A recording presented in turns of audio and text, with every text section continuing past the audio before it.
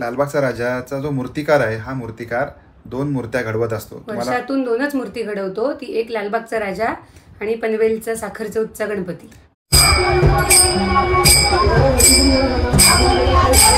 तुम्हाला वाटतं ना बायकांना घरात काही कामं नसतात, बायका काय सकाळी नवऱ्याचं करून दिलं, डबा करून दिला की दिवसभर झोपा काढतात.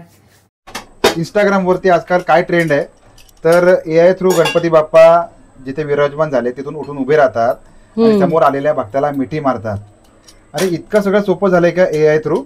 कंटाळलोय मी, अक्षरशः कंटाळलोय, खूप खूप कंटाळलोय. मला वैताग आलाय, 2 दिवस झाले. काय उत्तर द्यावं अक्षरशः अजिबात सुचत नाही. या मुलीने मला इतका वैताग दिलाय. जेव्हापासून तिने बघितलंय ना लालबागच्या राजाचं विसर्जन, तेव्हापासून मला लालबागच्या राजालाच जायचंय आणि मला लालबागच्या राजाच बघायचा आहे. आता उत्तर तरी काय देऊ? आता विसर्जन पण झालं, काय सांगणार तिला?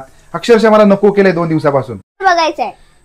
अगं आता मी तुला कुठनं लालबागच्या राजाचं दर्शन करू बाळा? पुढल्या वर्षी जाऊया आपण. नाही आता जाऊ शकत लालबागच्या राजा. बघायचंय मला बाळा, एक साधी गोष्ट कळते ना की तू शाळेत जातेस की नाही. आपण पुढल्या वर्षी लालबागच्या राजाचं दर्शन घ्यायला जाऊया, नंबर लावूया. 20-20 तास नंबर लागतात तिथे. पुढल्या वर्षी आपण लाईन मध्ये लागूया, नंबर वरी जाऊया आणि दर्शन घेऊया. समजून घे जरा. नाही, मला याच वेळेला बघायचं आहे. अगं नाही, कुठून दर्शन देऊ तुला आता लालबागच्या राजाचं बाळा? त्याचं विसर्जन झालं, नाही करू शकत आपण.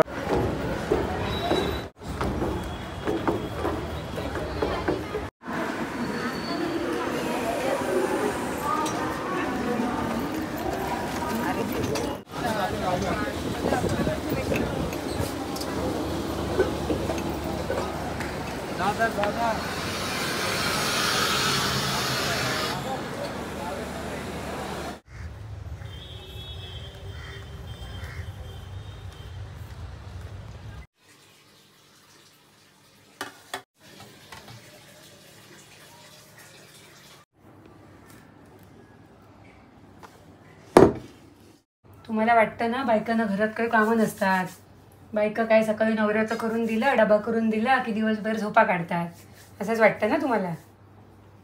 पण तसं नसतं. तुमच्यापेक्षा डबल कामं बायकांना असतात. दिवसभर सगळं घरातलं आवरायचं, मुलांचा डबा, ते मुलं निघून गेली की बाकी घरातलं सगळं केर, लादी, अंघोळ, कपडे, देवाची पूजा, सगळं कामं असतात. कोण येतं करायला? आम्हीच करतो ना.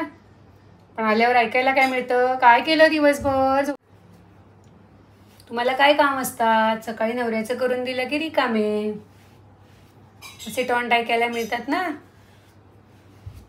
काय बरोबर बोलते ना? पटलं की नाही?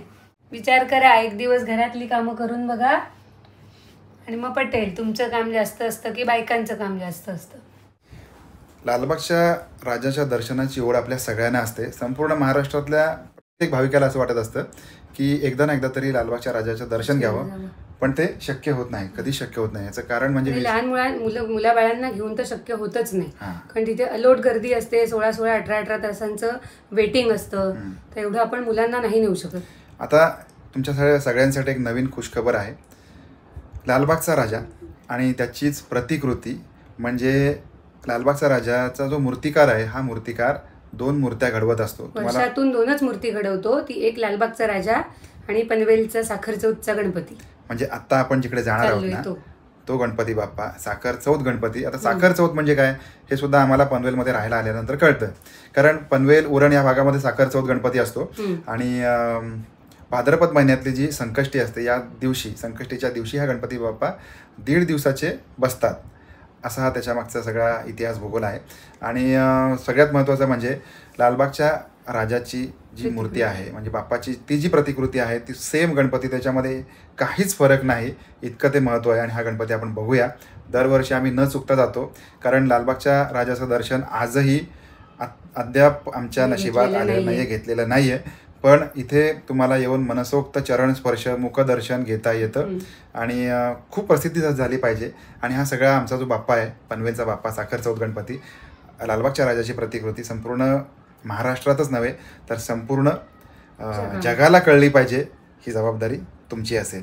चला आता थेट आपण जाऊया दर्शनासाठी.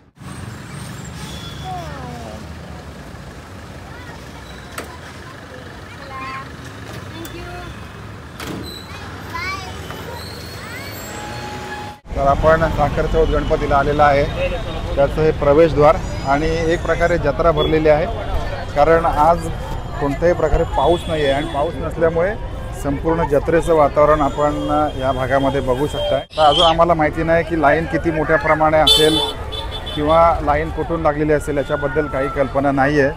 तरी पण आपल्याला जाताना लवकरात लवकर दर्शन होईल अशी अपेक्षा आहे. बघू शकता पूर्ण बाजार भरला आहे आणि त्याचं कारण आहे आज साखर चौथ गणपती आणि तुम्हाला मगाशी सांगितल्याप्रमाणे पनवेलमधला सगळ्यात मोठा मानाचा गणपती असेल हा. भाद्रपद महिन्यातली संकष्टी चतुर्थी या दिवशी हा गणेशोत्सव साजरा केला जातो. मार्केटचा राजा असंही याला म्हणतात आणि मगाशी सांगितल्याप्रमाणे आपण पनवेलचा राजा मानाचा गणपती म्हणजेच लालबागच्या राजाची प्रतिकृती असंही आपण म्हणू शकतो. समोर लाइटिंग बघू शकता, समोर लाइटिंग बघा. रात्रीच्या वेळेला हे संपूर्ण भारावून गेलेलं असतं वातावरण या लाइटिंगमुळे आणि काही क्षणांमध्येच लालबागच्या राजाची प्रतिकृती आपण दर्शन घेण्यासाठी जात आहोत. इथून बघू शकता या बाजूने ही संपूर्ण लाईन आहे आणि खूप मोठी लाईन सुरू होते. हे बघा या बाजूने लाईन आहे.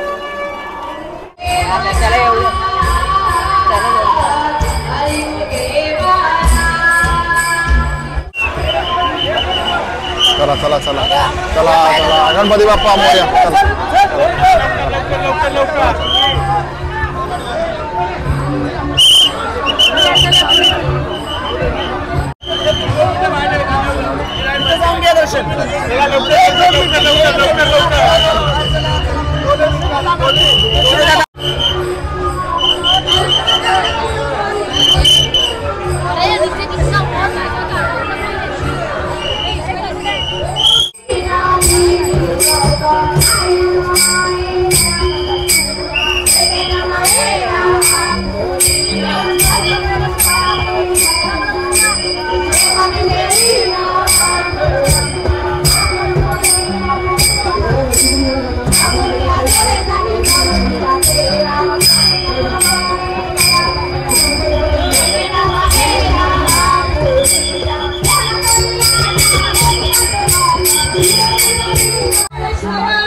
समोरची तुम्ही लाइटिंग बघू शकता, समोरची लाइटिंग बघू शकता.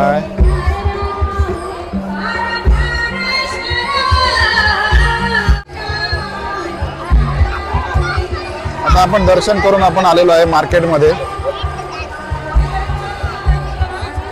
मार्केट देखील मोठ्या प्रमाणामध्ये फुललेलं आहे, सगळ्या प्रकारचे रेलचे.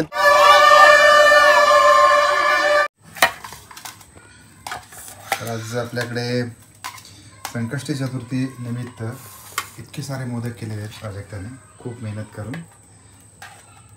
आणि आता भूक लागली का उपास सोडायचा आहे. मी पण उपास केलेला आहे. भाजी, वरण, भात, आमटी आणि सगळ्यात स्पेशल म्हणजे मोदक आणि वरती केशरचं काहीतरी गार्निशिंग केलंय है ना. एकच नंबर. त्यामुळे आता अक्षरशः थांबवत नाही, राहवत नाही. सुरुवात कर बाळा तू. आपण खाऊन घेऊया पटापट. इथे गणपती बाप्पांच्या दर्शनासाठी 1-1 तास 2-2 तास लोक लाईनमध्ये उभे राहतात आणि मग पायावर डोकं ठेवतात. काय काय लोकांना तर मुखदर्शनच घ्यावं लागतं. आणि इंस्टाग्रामवरती आजकाल काय ट्रेंड आहे तर AI थ्रू गणपती बाप्पा जिथे विराजमान झाले तिथून उठून उभे राहतात आणि समोर आलेल्या भक्ताला मिठी मारतात. अरे इतकं सगळं सोपं झालंय का AI थ्रू. आणि आशीर्वाद घेण्याची ही पद्धत आहे की भक्त आल्यानंतर देव उठेल आणि भक्ताला मिठी मारेल. इतके तुम्ही मोठे झालात का. म्हणजे आपली संस्कृती जी आहे की नाही, आपली संस्कृती काय सांगते किंवा आपण देवाच्या पुढे उभे आहोत. कुठला तरी व्हिडिओ करताय, कसा करताय त्याचं काहीतरी भान ठेवा थोडंफार. पण देवाच्या पायाशी नतमस्तक व्हायचं असतं, त्यांनी उठून आपल्याकडे यायचं नसतं. हे बघ AI आहे ना, AI तो कसा घात करणार आहे ना ह्याची सुरुवात आहे. माणसाच्या डोक्यामध्ये जे पिकतं ना किंवा जे येतं ते तो करून दाखवतो आणि येणाऱ्या दिवसांमध्ये ह्या वेगवेगळ्या गोष्टी आपल्याला दिसून येतील. त्यातली पहिली स्टेप आहे की एआयचा वापर माणसाने देवावरतीच केला. एआयचा वापर डायरेक्टली माणसाने देवावरतीच केलाय आणि याला माझा तीव्र आक्षेप आहे, तीव्र विरोध आहे. तुम्ही काही म्हणा, तुम्ही तंत्रज्ञान असू दे, तर तंत्रज्ञान तुमच्या सुखासाठी वापरा, काही प्रॉब्लेम नाहीये. बिझनेसच्या ग्रोथसाठी वापरा, काही प्रॉब्लेम नाहीये. पण तुम्ही एआयचा वापर देवावरती करताय, ही चुकीची गोष्ट आहे. तुम्हाला काय वाटतंय? बरोबर. संताप येतो या गोष्टीचा. आता दुसरी गोष्ट आहे की आता आपण विसर्जनाचे जे व्हिडिओ बघतोय, आपल्याकडे काय आहे माहिती आहे का, आपल्याकडे सुविधा अपुऱ्या आहेत. म्हणजे काय की तुम्ही बसनी प्रवास करा, ट्रेननी प्रवास करा, तुम्हाला गर्दीचा सामना करावा लागतो, आहे की नाही? तसंच जर का असंख्य लोक गणपती आणायला लागले तर मग त्यांचं विसर्जनाची समस्या निर्माण होणारच. त्याचबरोबर आता प्रत्येक मंडळाचे मोठे मोठे गणपती मुळात आणि एवढे मोठे गणपती आणूच नका की जे विसर्जनाला प्रॉब्लेम येतो. आणि जे विसर्जनाचे व्हिडिओ जे आपण बघितले किंवा विसर्जनाच्या बाबतीमध्ये जे काही आपण प्रत्येकाच्या मनाला चुकीचं वाटलं की नाही असं नाही व्हायला पाहिजे, तर त्याचाही आपण विरोध करतोय आत्ता. आणि ज्या ज्या ठिकाणी चुकीचं दिसेल त्या त्या ठिकाणी कडाडून विरोध करणार, त्या बाबतीत आपण बोलणार आहोत, विषयच नाही येते. पण या दोन गोष्टी मला चुकीच्या वाटल्या, एकतर विसर्जनाच्या बाबतीमध्ये, आणि त्याहीपेक्षा एआयचा वापर तुम्ही जो देवावरती केलाय ना, ही अत्यंत चुकीची गोष्ट वाटलेली आहे आपल्याला. बरोबर आहे?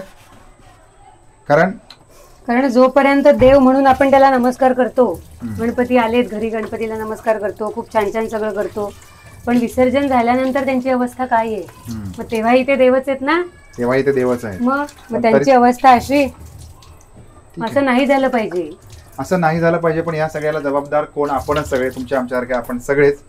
एवढ्या सगळ्या लोकांमध्ये एकतरी शहाणा असावा असं मला वाटतंय आणि या सगळ्या गोष्टींना कुठेतरी कंट्रोलमध्ये आणण्याचा प्रयत्न केला जावा असं देखील वाटतंय.